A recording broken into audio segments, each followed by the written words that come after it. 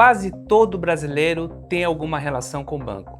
Seja para receber salário, pagar contas, parcelar uma compra, financiar uma casa, usar o cartão, investir um pouco ou simplesmente resolver um problema no aplicativo. Mesmo assim, pouca gente para pensar como as decisões tomadas dentro de um banco moldam a vida financeira fora dele. O custo do crédito, o acesso a serviços, a forma como o dinheiro circula na economia.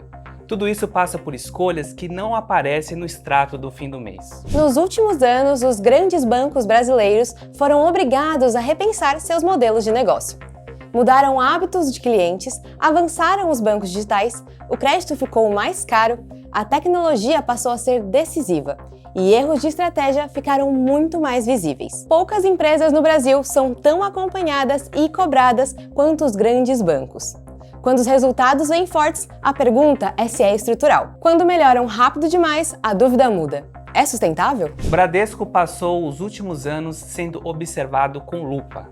Margens pressionadas, rentabilidade abaixo do histórico, questionamentos sobre eficiência e execução. Em 2025, os números começaram a contar outra história. Lucro em alta, ROI em recuperação e uma resposta clara das ações da Bolsa. Assim mesmo, o ceticismo não desapareceu. Parte do mercado questiona se a melhora é apenas correção de excessos do passado ou se o banco de fato encontrou um patamar de rentabilidade. Chegar aos 20% de ROI virou menos uma meta e mais um teste de credibilidade. E o que muda na prática para quem usa o banco todos os dias? Como essas escolhas impactam o cliente comum, o crédito, os serviços e a relação com o dinheiro? Até que ponto essa transformação é sustentável em um país que ainda convive com juros altos, desigualdade financeira e um cenário global instável? Este episódio é sobre decisões silenciosas. Não apenas sobre resultados trimestrais, mas sobre estratégia, prioridades e o papel de um grande banco na vida das pessoas. Começa agora o Money Minds, descobrindo o que há por trás das grandes mentes do mercado.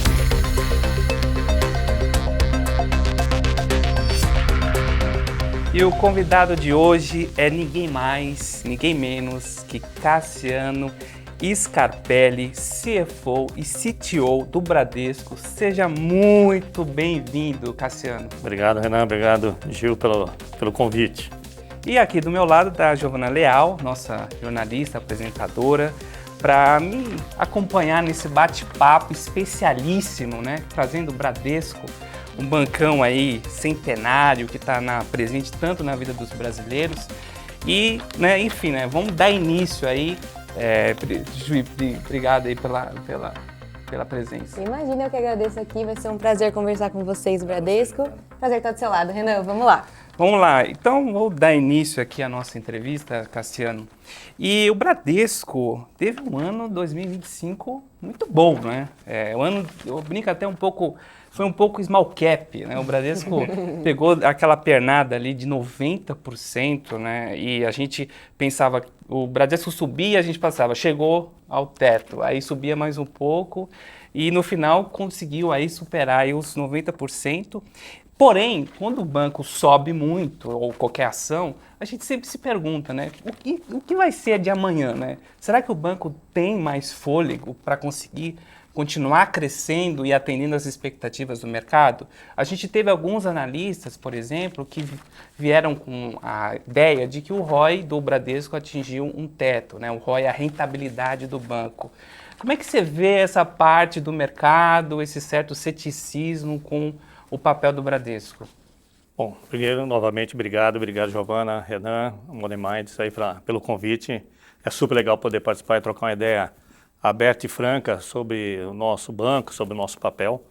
Bom, eu vejo primeiro, eu acho que a gente está fazendo o que a gente se programou a fazer. Eu acho que esse é um primeiro ponto importante, né? Quando nós lançamos nosso plano de transformação em 2024, 8 de fevereiro, recém completou 2 anos de transformação do banco, a gente tinha muito claro alguns passos que a gente até brinca com a alcunha que o presidente Marcelo fala do step by step, que a gente tinha que, de fato, passo a passo, fazer todas as entregas necessárias para que a gente pudesse alcançar parte desse sucesso. Acho que a gente está ainda no meio do caminho, a gente tem muito mais para fazer, para entregar, né? Mas com toda a coerência e tranquilidade e qualidade que a gente deve ter, né, com os nossos funcionários e, obviamente, com nossos clientes e com os nossos acionistas, né?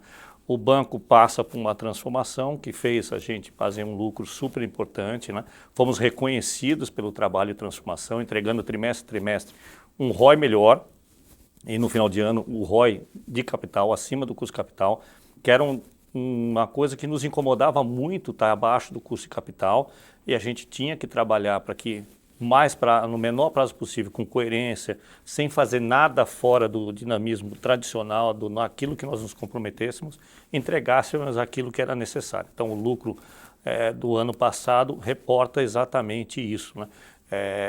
Quase 25 bilhões de reais, um lucro importante que leva o banco a 15,2 de ROI acima do capital. Acho que, naturalmente, sempre se pergunta para onde nós vamos, essa é uma pergunta recorrente, tanto quando a gente está falando com os investidores buy-side, sell-side, com os nossos acionistas em geral. E a gente sempre diz o seguinte, nós não prometemos, nós entregamos, né? Eu acho que é uma frase que a gente tem cunhado muito, porque a gente tem convicção que a gente pode continuar crescendo, né? O novo patamar de rentabilidade acho que vai ser dado naturalmente dentro desse projeto de transformação, que é um projeto de 5 anos, não podemos esquecer, né? Então é um projeto que esse ano passa, um dos pilares, é o centro do projeto de transformação, né? Está indo para o 3º ano, ele é muito importante para várias coisas que a gente vai poder abordar aqui ao longo da entrevista, mas eu acho que tem, naturalmente, ele é o cap? Não. Posso garantir para vocês, não. A gente vai crescer. O nosso próprio guidance desse ano, apesar de dito com conservador, pode até ser ligeiramente conservador. Agora veja, né? Do nada temos uma guerra que atrapalha a macroeconomia do mundo, e isso balança todos os mercados. O Brasil não é diferente, mas não estava no nosso guidance.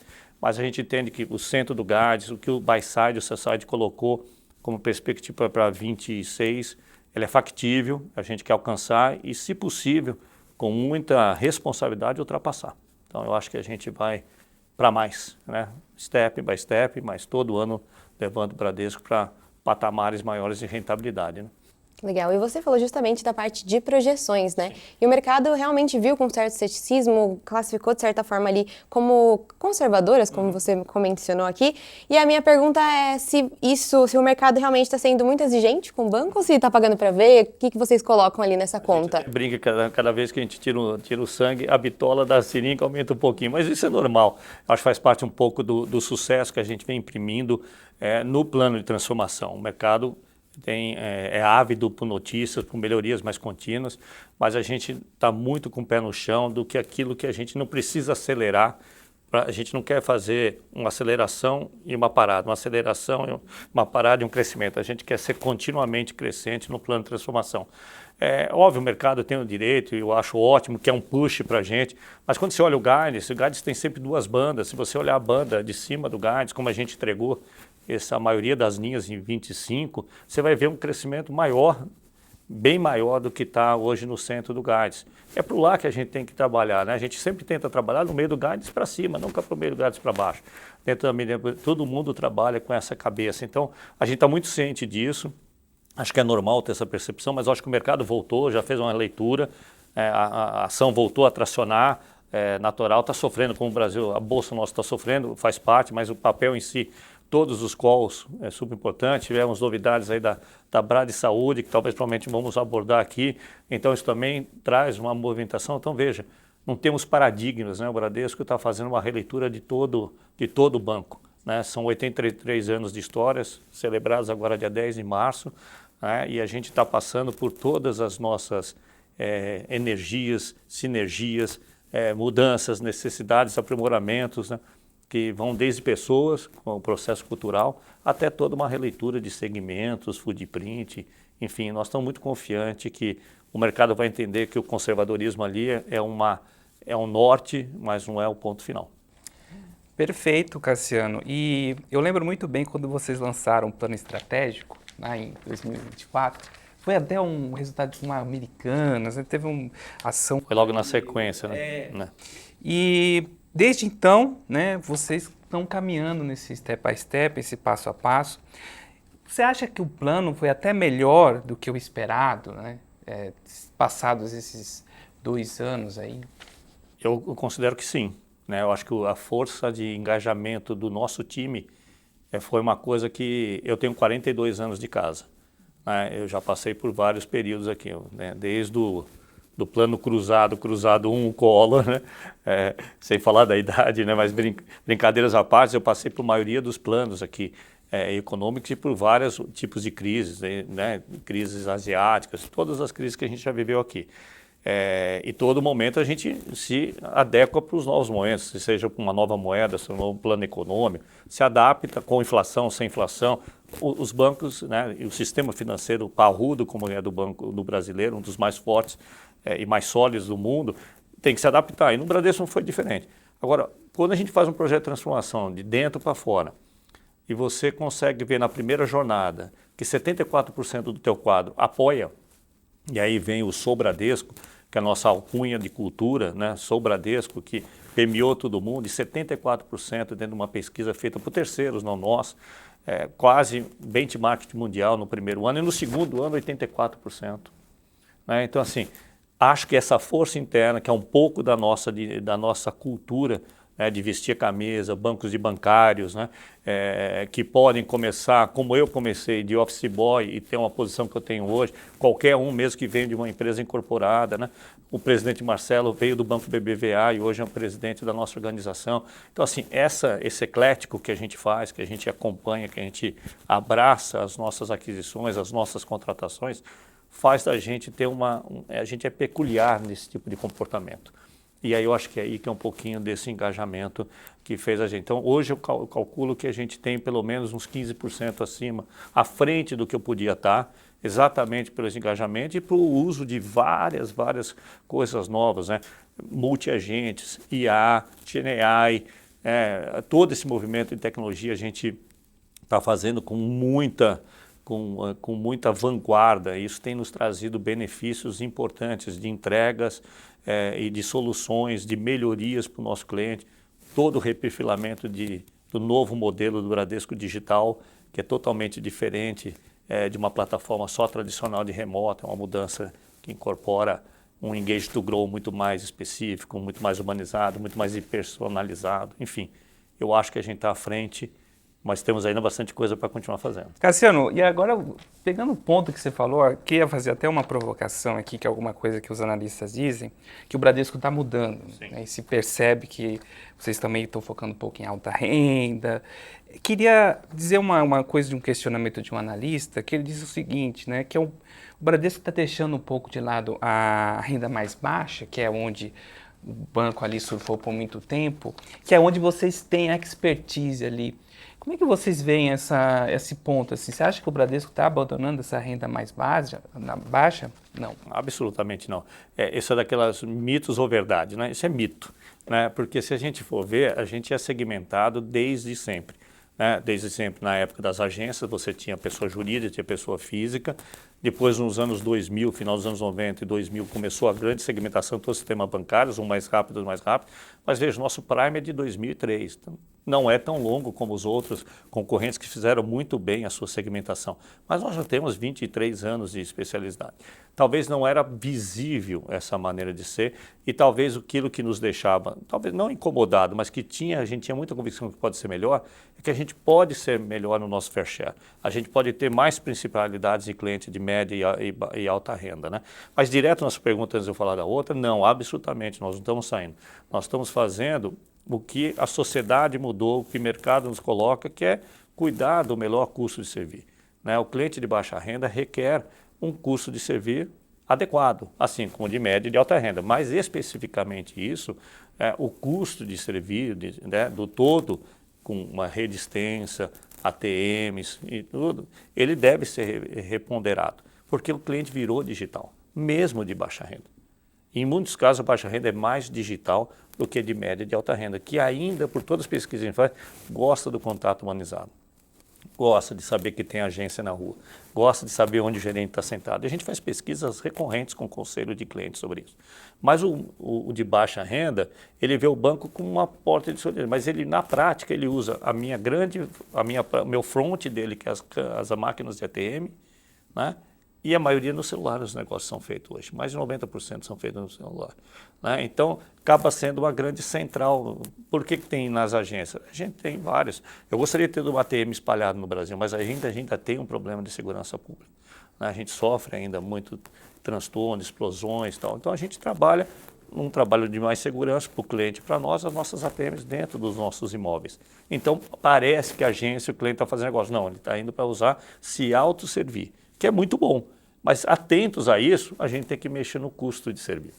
Então, o que a gente está fazendo, a gente já está com 26 milhões de clientes atendendo 100% digital, no Bradesco Digital. E esses clientes são atendidos. Aí uma mudança importante, que também eu falo que é mito. Né? A gente já tem GNI, o cliente atendido 92%, a BIA retém nas suas perguntas. A BIA GNI, não é a BIA aquela anterior, já é a segunda versão da nossa BIA, na Bradesco Inteligência Artificial. Então ela já atende 92% quando a pessoa liga ou se autosserve, seja pelo chat, que hoje já tem um chat onboardado no nosso aplicativo, que isso é muito importante, uma novidade. Então ele entra pelo chat, ele fala com a BIA resolve 92%, depois ela cai para o segundo nível. Né, que a gente faz, ou a gente faz uma venda assistida, porque o cliente precisou de alguma dúvida, ou uma venda abandonada, a gente chama o cliente, que é um gauge to grow, para o cliente voltar, né, ou eventualmente assessora por algum motivo que a BIA, por algum caso, ela toda hora ela se auto aprende, né? Então ela vai aprendendo com o dia a dia. Então a gente vai aumentando o nível de atendimento e o cliente continua, tanto que a gente fez uma mexida importante. Se você pegar o balanço de 23 a 25, a gente fez uma mudança bastante drástica no nosso footprint. E não deixamos de crescer, não deixamos de entregar o resultado e muito menos o transformation. Então, mostra que o caminho está certo, sem pressa, como você disse, nem um passo maior, fazendo o passo adequado. Mas eu vejo que é o contrário, nós estamos investindo muito nisso. A gente quer ter 50 milhões de clientes na base tecnológica esse ano, totalmente digital, tem o suporte da rede naquilo que é necessário, mas a rede de agência, de fato, é uma rede para o cliente e gerenciado. A sociedade também mostrou isso para a gente. Não é imposição nossa, ao contrário. A sociedade e o uso e costume dos nossos clientes mostraram isso. E a pandemia acelera um pouco isso. Perfeito, Cassiano. E aí você chegou a comentar um pouco na sua resposta, mas eu queria dizer também que a alta renda hoje também está uma faixa importante. Vários bancos estão disputando e cada vez mais criando vantagens. Como é que vocês estão olhando esse pedaço, essa fatia do mercado? Super competição boa, né? Eu acho que competição boa, saudável. Tem concorrentes nossos muito bons, né? Que fizeram excelentes trabalhos nisso. Mas eu acho que esse é um pouco mesmo de rouba-monte. A gente não cria uma alta renda, não tem um ciclo de alta renda no país nosso que tem uma simetria de renda complexa, né? Mas a alta renda é isso aí, é um pouco de você como cativar o cliente, como você traz uma proposta de valor diferenciada. A gente se propôs isso ao lançar o Principal, que já está com 360 mil clientes, ele deverá ter 1 milhão de clientes, entre 800 e 1 milhão de clientes até o final deste ano, com um novo conceito de atendimento, um conceito humanizado, com a cauteloria diferente, com uma proposta de valor diferente. É um relançamento da nossa alta renda. Né? E a gente deixou o Prime, que é uma média renda, exatamente para cuidar daquele cliente imediatamente acima do Bradesco Digital, que é o cliente acima de R$8 mil de renda.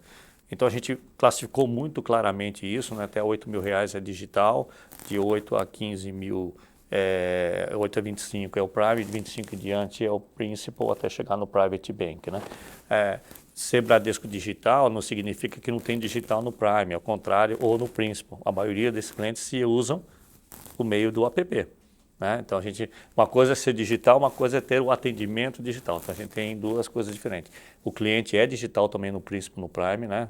Se nós vamos muito pouco nas agências, nossa geração, vocês fazem tudo por aqui e são clientes que têm uma agência porque tem um cliente gerenciado. Então, a diferença é o gerenciamento da sua carteira, do seu plano de vida, do seu conceito. E o Principal é o nosso expoente nessa proposta de valor. E estamos investindo bem nisso e buscando o nosso fair share. A gente é muito forte em crédito, a gente é muito bem em investimento, mas acho que tem espaço nas duas categorias de serviços e de benefícios. Né? Temos o cartões, sala VIP, tudo cinema, tudo atrelado, que compõe um pouco desse ecossistema da alta renda, mas eu acho que a gente tem um trabalho bom para fazer. Concorrência é boa, tá? É uma briga forte. Cada hora parece que alguém inaugura uma... Olha, concorrência é importante. Concorrência sempre tem, é importante, sempre todo mundo, sempre dentro do mesmo tablado, com as mesmas regras, a concorrência é super boa. Legal, perfeito. E a gente levantou a bola aqui falando de tecnologia, de inovação. Eu queria continuar nessa jogada agora para falar principalmente de fintechs aqui, né? E eu vou puxar aqui o Next para fazer essa minha pergunta. Tá. O Next surgiu ali em 2017, né, como um banco digital do Bradesco e voltado para essa proposta mais jovem, para esse pessoal mais hiperconectado, assim, no geral, né? Ele cresceu super rápido, chegou a mais de 12 milhões de clientes e chegou até a ser independente, de certa forma, né? Ser separado para otimizar um pouquinho mais ali a eficiência da companhia. E quando o Bradesco propôs, ele realmente reincorporou o Next, né? Então trouxe a operação do Next para baixo do banco novamente, eu queria entender o que essa decisão do banco revela sobre esses limites ali do modelo fintech e sobre o que de fato funciona para o cliente no longo prazo, né? Eu vou tentar separar só a questão, uma ótima pergunta, né? Mas primeiro foi o nosso desenho de como que nós vamos cuidar da parte digital do banco. O Next teve aquele momento boom das fintechs, tinha um olhar muito do jovem. Foi passando o tempo, na sequência, o Next 17, 18, ainda a pandemia. Você foi percebendo que ele é mais amplo do que propriamente o jovem. E ele tinha uma intersecção muito grande com o meu Bradesco digital, vamos chamar assim. Então, o que a gente entendeu? A separação ela não é possível. Eu não posso ter um banco S4 dentro de um S1, por regulação. Podemos discutir se isso é uma assimetria ou não, acho que tem opinião para tudo, nem cabe aqui. Mas esse caso faz a gente pensar, dois bancos com o mesmo critério de S1 para o mesmo público, opa, talvez a gente tenha uma oportunidade diferente de investir melhor, de reposicionar e começar a pensar nisso. No meio da pandemia, isso criou um lag, né? Porque você estava com a pandemia 20, 21, 22, você acabou deixando os dois andando em paralelo. A partir do plano 23 para 24, a gente falou, agora está na hora de a gente fazer a junção de conceitos. Então, a gente está usando um monte de coisa boa do Next, a gente está usando um monte de coisa boa do Bradesco Digital e criando esse novo modelo digital que já tem 26 milhões de clientes aqui dentro, né, que vai ter 50 milhões de clientes até o final do ano, com toda uma roupagem nova. Colocamos chat, mas um chat mais avançado, colocamos a BIA, criamos outro tipo de conversa do telefone, tiramos mais de algumas dezenas de contatos de clientes que iam para a agência para fazer diretamente no app ou na BIA, porque passamos décadas falando, procure o seu gerente. Não tem nada errado nisso, mas a sociedade mudou. Então nós também, nesse período, nos internalizamos naquela releitura que eu falei do banco como um todo e colocamos o quê? O cliente certo no lugar certo, independente da marca, a discussão da marca não estava aqui, estava no modelo de atender. E aí foi que a gente se aproveitou para fazer isso. E é isso que está nos permitindo fazer o ajuste necessário do custo de servir, que a gente chama de ajuste de footprint, quando a gente divulga os nossos resultados, e nos permite fazer a tecnologia mais nova embarcada, né? Como eu te disse, 92% de todos os atendimentos encerrados com nota acima de 4, perto de 5, pela nossa BIA GenAI. Então, assim, é o caminho. Então, a gente não abriu mão do digital. A gente apenas fez um trabalho lateral associado a que tínhamos que discutir a nova sociedade, um novo conceito de atender, um novo momento social do cidadão, de baixa, de média e de alta renda, passado por uma pandemia, né? Talvez se não tivesse pandemia, a gente estaria discutindo isso lá em 2021, né? Provavelmente. Mas a gente não pôde discutir isso em 2021, 2022. Depois nós tivemos algumas coisas importantes para fazer no banco, no momento de 23, 24, todo o nosso reposicionamento de crédito, toda a nossa melhoria. E aí, estamos embarcando isso no processo de transformação. Legal. E diante de toda essa estratégia de investimento em tecnologia, hoje vocês veem que as fintechs deixaram de ser um risco para vocês? Olha, assim, eles são competidores importantes, eu não vejo nada como risco, acho que a competição é bacana, eu não vejo nenhum risco. Do ponto de vista de ter competidores, a gente já teve competidores gigantescos aqui dentro. Se pegar a história bancária, né, a gente teve competidores de bancos americanos, né, bancos europeus aqui, né, o Santander ficou, mas muitos eles saíram. O próprio HSBC, que a gente adquiriu recentemente em 2016. Né, assim.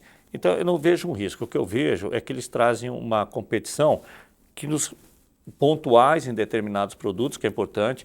Eu sempre costumo dizer assim, não nasceu, isso não é crítico, mas não nasceu um banco completo até agora. Nasceu algumas coisas importantes, em segmentos importantes, que façam disrupções em alguns modelos de negócio. Cartão de crédito, investimento com a XP, o modelo do agente autônomo. Acho que isso é importante, faz a gente ter releituras de coisas que a gente vem de alguma maneira fazendo, né? Então, isso é importante. Eles geram risco? Não, eles geram pensar, como a gente provavelmente deve gerar pensar para eles, como a gente faz um banco funcionar dessa maneira, com rentabilidade boa. Acho que todo mundo tem os seus desafios, lá também tem os seus desafios, como nós temos aqui. Então eu vejo mais isso. O que eu sempre prezo, e o que eu acho que a gente tem que cada vez caminhar, é para a assimetria, não ter assimetria regulatória. Eu acho que a competição saudável, ela é boa para todo mundo, como sempre foi. As assimetrias são complexas, em geral. Isso não é choro ou nada, eu não gosto por conceito mesmo, por tudo aquilo que eu estudei na vida. Então, se a gente pode ter equilíbrios na mesma arena, eu acho que tudo funciona. Quer ver um exemplo que eu gosto muito, que foi implantado? O consignado privado. Essa é uma competição aberta e muito saudável. Todo mundo igual, no mesmo canal, coloca sua taxa, sua avaliação. O cliente pega o que acha melhor. Não tem assimetria. Vale quanto vale a minha precificação, sua, minha, a do Renan. Então, eu gosto desse tipo de competição. Eu acho que a gente tem algumas coisas para evoluir nisso, no todo, mas eu acho que é bem-vindo a competição. Mas tem que tomar, e algumas leituras, vem uma competição, eu ouvi isso como diretor, como RI, indo com o meu RI, que a gente tinha perdido a principalidade no nosso cliente de baixa renda. Não perdemos, senão a gente não teria conseguido. Né? Não perdemos, nós estamos presentes, nós sabemos fazer banco de baixa renda. Nós sabemos fazer consignado, nós sabemos fazer crédito pessoal, garantia, cartão de crédito. A gente atende os clientes aonde necessitam. Nós temos um onboardado, um app maravilhoso com GNI. Então, assim, continua. Agora é óbvio que quanto mais competição, você abre mais, né? Mas se você for pensar, ainda o crédito no Brasil é muito concentrado nos incumbentes. Ainda é. Acho que todo mundo vai crescer e eu torço que a competição seja sempre saudável. Mas ainda é muito concentrado, né? E é sim, tomara que se abra mais, mas vamos continuar competindo. Estamos aqui, a gente não existe nem receio, nem risco, nem medo. Existe respeito, mas a gente está muito firme naquilo no nosso propósito de valor. E Cassiano, agora vamos falar um pouquinho de Brad Saúde? A gente tem essa nova gigante aí na Bolsa de Valores, né? E eu queria entender um pouquinho, a princípio, o impacto da Brad Saúde para o banco. Eu acho que o pessoal explorou bastante, né? Eu acho que Brad Saúde nasce, talvez assim, a gente é o maior expoente de saúde, né? O maior ecossistema de saúde que nasce aqui, né? Uma empresa de 50 e tantos bilhões de reais de faturamento, que foi pensada, né, com muita gestão de como fazer isso. Quanto tempo demorou até vocês conseguirem? A gente discute isso faz muito tempo, mas assim, seguramente mais de um ano, quando você começou a querer fazer. Havia uma ideia de um IPO do Bradesco Seguros? Isso nunca foi confirmado, eu também jamais vou poder lhe confirmar sobre isso, mas assim, o mercado sempre, você não destrava valor, o mercado sempre nos questionou muito com isso, mas a gente tem, acho que o momento, né, o momento e a hora certa de você pensar nisso aqui. E a gente vinha pensando um pouco nisso, com todo o processo de transformação. A gente tem uma empresa aberta, que era a Odontoprev, era a Monoline. A gente tinha um ecossistema de saúde importante. E a gente achou que o momento de mercado é interessante, de mostrar, até porque também o momento do banco, da organização, é muito bom de transformação. Então, acho que né, deu uma roupagem legal de a gente falar, olha, esse ecossistema tem valor, ele é importante, dá para a gente fazer um trabalho melhor, aberto. E daí nasceu a Brad Saúde, com a junção dessas empresas, que está aí no mercado, né? Eu acho que é muito bom. Eu acho que ela destrava valor para o Bradesco, mostra de uma maneira mais aberta o que nós fazemos como organização nessa empresa, que é a maior grupo segurador da América Latina. Então, abre um pouquinho dessa gestão, que às vezes talvez fica preso na gestão bancária. Então, a gente dá um pouco disso para o pessoal perceber o quão forte é esse pilar chamado seguros, né? Destrava valor nesse sentido, gera sinergia para a gente, né? No sentido de incorporar todas essas empresas num lugar só. Eu acho que só tem bom, não tem efeito de Basileia, o efeito de Basileia é positivo, nós vamos explicar isso melhor no resultado do primeiro trimestre de 26. Então é tudo bom, assim, é 3B, sabe? Então foi um pouco disso. A gente estava num momento que fazia sentido explorar isso, né? Independente do grupo seguros ou não. Então hoje é meio que a vertical ONS está de capital aberto, né? Tem a Fleury que a gente participa, que é capital aberto. Agora temos a Brad Saúde, né? E temos o nosso banco aqui, consolidador todo também de capital aberto. Então acho que foi um pouco disso, né? E a gente também nos apresentar como uma quebra de paradigma, né? Não é um banco fechado que não pensa em quebra de paradigma. Tem um pouco de mito nisso, não, o Bradesco não gosta, né? O Bradesco não gosta daquilo, o Bradesco não quer abrir mão do varejo. Não, é mito, gente. A gente é um banco brasileiro, a gente gosta do Brasil, a gente trabalha em todos os clientes do Brasil, a gente é muito forte na pequena e média empresa, né? A gente, obviamente, pode sofrer em alguns momentos, como sofremos, né? Uma crise inadimplência, que faz parte da vida, mas temos que saber reconhecer e fazer o turnaround que estamos fazendo. Então, eu acho que é mais uma notícia boa de uma organização que está evoluindo para ser um banco cada vez mais ágil, construtivo, rentável e que entrega proposta de valor. Legal. Perfeito, Cassiano. Inclusive, os analistas gostaram muito. Bastante. O mercado foi ação a loucura. subiu e Pena que a gente pegou a guerra pelo meio, né? Mas faz parte da vida. Faz parte. E você leu meus pensamentos, porque agora eu vou falar um pouco sobre cenário macro. Parecia tudo muito calmo, né, em 2026.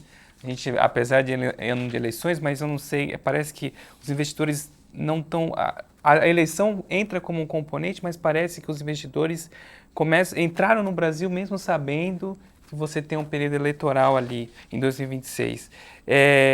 Você acha que essa guerra pode trazer algum problema maior? Como é que vocês estão vendo aí esse cenário macro agora? Veja, eu vou dar minha própria opinião aqui, né? Eu acho que a gente tem assim, nunca é bom, uma guerra não é boa em lugar nenhum do planeta, né? Agora, sem entrar no mérito da guerra, esse ambiente ruim macroeconômico, ele traz oscilações na macroeconomia de todo mundo, não tem como não causar. Do ponto de vista da eleição, você tem razão. Acho que o mercado já entendeu que tanto um governo da esquerda, um governo da direita ou do centro, a gente já conhece, né? Acho que o mercado já sabe os limites de cada um, para onde vai. Não tem hoje na mesa nada muito diferente do que os últimos dois governos anteriores. Então você tem um pouco mais. Eu acho que o mercado acredita mais no Brasil, que às vezes nós mesmos com ceticismo, no seguinte, na lisura das nossas instituições, na lisura do mercado, no mercado sólido, no mercado financeiro sólido, no mercado de capitais e tal. É interessante, então acho que o mercado até acredita mais, tem menos críticas às vezes que a gente aqui, a gente faz um pouco mais de balanço mais nervoso. Então, quando vem uma tempestade dessa, você começa a ver o seguinte, como vamos analisar? A minha visão, que eu acho que o Banco Central está fazendo corretamente, e pelo que eu tenho escutado, é tentar evitar os efeitos secundários, né? Analisar os efeitos secundários, né, em cima da nossa política monetária, né? Tem ações importantes do governo para minimizar a pressão de custos, notadamente pelo petróleo que está em voga, mas eu continuo otimista, eu acho que a gente vai passar por isso, a gente vai continuar crescendo 1,5%, lógico, nós estamos restritivos, né? Tem o nosso economista Fernando, ele tem 1,5% de PIB, eu acho que tem por aí uma possibilidade. Os juros eu acho que entra que o ciclo começa, a discussão talvez seja a tempestividade e o tamanho dele, mas eu acho que ela passa a ser secundária, o importante é mostrar o caminho que nós estamos para o ciclo, né? Se manter um caminho de ciclo, isso arrefece um pouco todo mundo, né, que sabe que os juros vai de alguma maneira chegar em algum número, né, de menor escala, que é bom para qualquer ambiente macroeconômico, né? Um juros cada vez mais ajustado melhora o ambiente nosso, o ambiente das famílias, o ambiente das empresas, ele é bom, ele é saudável, dá mais previsibilidade. Eu espero que não tenha nada errado no mundo que possa afetar esse nosso caminho traçado pelo Banco Central para fazer a sua convergência e agora para fazer a redução do custo real no Brasil. Então, eu vejo por aí, continuo um otimista, acho que a inflação está sob controle, os efeitos secundários são outras coisas causadas pela guerra, mas acho que a inflação core está de alguma maneira mais controlada, acho que ele se atingiu onde está, e eu acho que a gente continua apto para fazer o ciclo do tamanho que for, a se discutir, cada um tem a sua preferência de ciclo, mas eu acho que o caminho, o direcional não pode mudar, né? Se a gente não mudar o direcional, eu acho que isso é importante para o Brasil. Maravilha.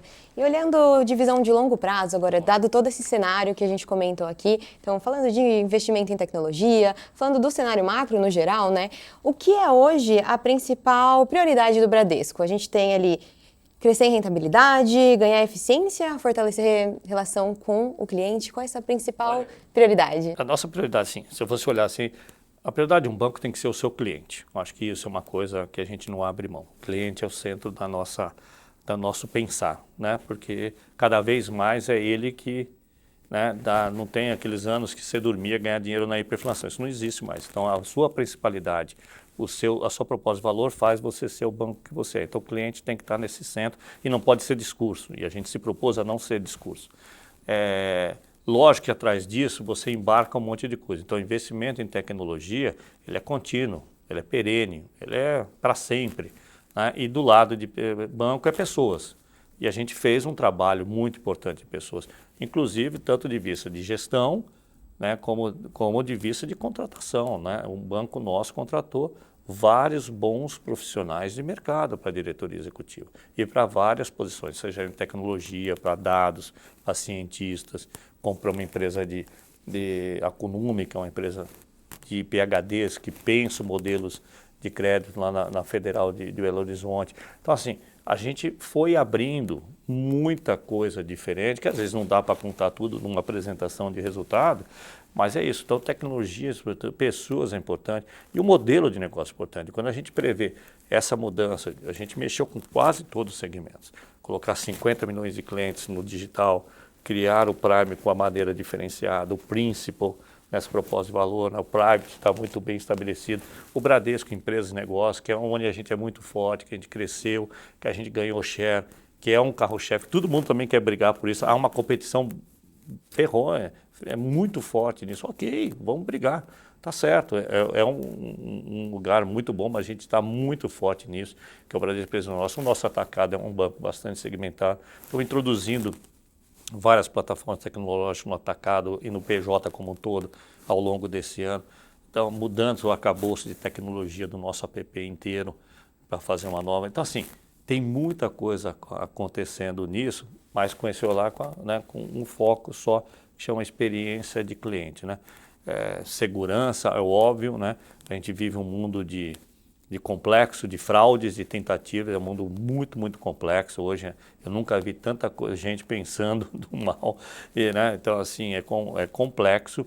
O que se gasta hoje em cibersegurança, de investimento, ela é brutal e é necessário fazer. Então a gente tem muito investimento em cima disso, né? Então, risco, atendimento, resposta para o cliente, processos onboardados, né? Deixar o cliente mais leve no seu dia a dia, né? Ter mais previsibilidade, mais hiperpersonalização. Esse é um gol que tem sempre a chave da palavra cliente tangenciando isso, né?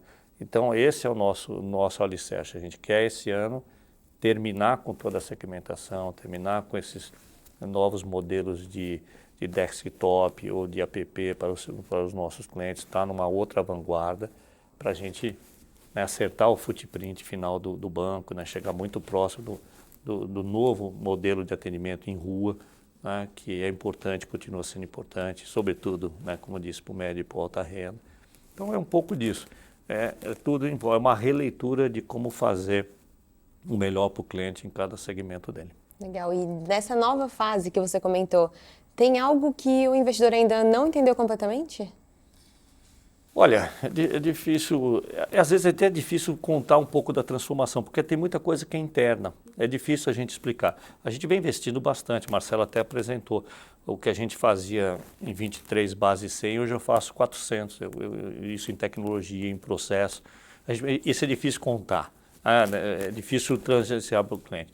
Então não tem jeito, eu sempre falo para os analistas assim, o nosso maior recado para vocês é o retorno, e o resultado, e um balanço limpo. Eu acho que isso nós estamos entregando.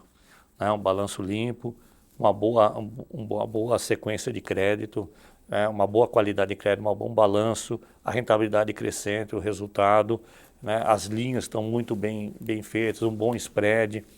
trabalhando. Então, eu acho que é isso que a gente pode ver. Mas tem uma engenharia lá dentro sendo feita que envolve 80 mil pessoas, mas só comigo no Transformation, no escritório tem quase 2 mil pessoas envolvidas no dia a dia, rodando em mais de 1.500 processos de iniciativas diferentes, todas com PNL, todas com começo, meio e fim, né, com tecnologia embarcada, com processo embarcado, com rotinas que tem que ser feitas. Então, assim, tem uma máquina de transformação que o banco todo está fazendo, que ela é imperceptível quando você faz um novo capital de giro no app do banco. Mas para chegar lá, a gente está fazendo uma grande transformação interna de todas as nossas pessoas. Não é só do CTO e do nosso escritório, é todo o banco. Maravilha. Mais alguma questão, Renan? Não, acho que contemplou aí todas as nossas dúvidas. Obrigado. E para finalizar aqui, então, vamos fazer um joguinho rápido aqui, uma brincadeira, um ping-pong. Eu vou fazer a pergunta, você responde rapidinho pra gente, pode ser? Vou tentar, vamos lá. Vamos lá. Então, para começar, falando sobre o banco mesmo, né? Então, o maior mito sobre bancão é que... A gente é parado, que a gente é pesado, que a gente não sabe competir. Isso é mito. A gente é tão forte quanto qualquer insurgent. Se eu pudesse mudar uma coisa no sistema bancário amanhã, seria? Acabar com qualquer simetria regulatória. A frase que mais define juros altos é? Um mal necessário. E uma palavra que define a relação do brasileiro com o dinheiro. Mais educação. E pra gente fechar, sucesso pro Bradesco em 2026, é? É continuar entregando o nosso plano. Eu acho que esse é o grande sucesso. Primeiro, deixar claro para os nossos investidores e nossos acionistas que a gente está fazendo o que a gente se comprometeu. Né? E, de fato, depois apresentar esse resultado. Né? Então, ter a credibilidade dos nossos acionistas, dos nossos investidores, do sell-side e buy-side, naquilo que nós estamos fazendo, e a gente poder entregar, eu acho que essa é a grande palavra de sucesso. Perfeito. Obrigada, Cassiano. Obrigado a vocês, muito obrigado pelo convite. Obrigado, Cassiano, obrigado, Giovana. Acho que foi uma conversa aqui com vários insights aí para o investidor que está assistindo a gente. Vai ser muito valioso ali. Então, muito obrigado. Obrigado a vocês, obrigado mais uma vez. Se você chegou até aqui, fica o convite. Continuem questionando, comparando e entendendo como o dinheiro funciona na prática. Gostou do nosso papo? Deixe o seu like, seu comentário e compartilha com quem precisa olhar melhor para o próprio bolso. Esse foi o Money Minds, um espaço para ir além do número e olhar para as próximas decisões. Até o próximo episódio.